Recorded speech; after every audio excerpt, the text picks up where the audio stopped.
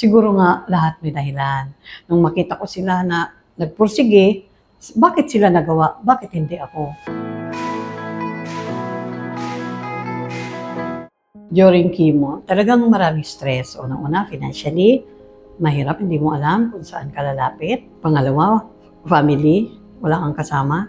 Kasi minsan walang mag-aalaga kay mother. Pangatlo, yung community na mga discriminations. Katulad dati, kami, kasi mga pasyente nakamask, di ba? Pag sumakay ka ng jeep, parang ayaw kang tabihan. Kasi parang feeling nila nakakahawa ka.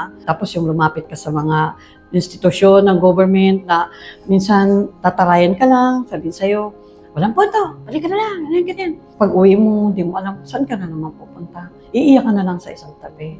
Mahirap, pero pag naisip mo yun, at the end of the day, lagi ko na lang sinasabi na siguro nga lahat may dahilan. Nung makita ko sila na nagpursige, bakit sila nagawa? Bakit hindi ako? Ang ginawa ko, naghanap ako ng isang grupo. Yun, naumpisa na yung kabobs. Nagkita kami, nagsama-sama kami, nagkakilala kami ng mga kasama. Kami ang mga unang-unang nagbuo niyan. Tapos, doon pinakita namin na pinaringgan namin bawat isa. May iba-iba't kwento pala. Kung mas mahirap yung pinagdaanan, may mas mahirap pa pala. Kaya doon ako nagkaroon ng inspirasyon na kung kinaya nila, kakayanin ko rin. Kaya sabi nga sa akin, ang cancer, hindi yan death sentence. Yun ay isang blessing.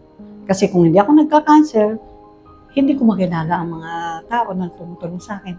Hindi ako makarating dito ngayon, di ba? Okay lang sumuka, pero huwag kang sumuko.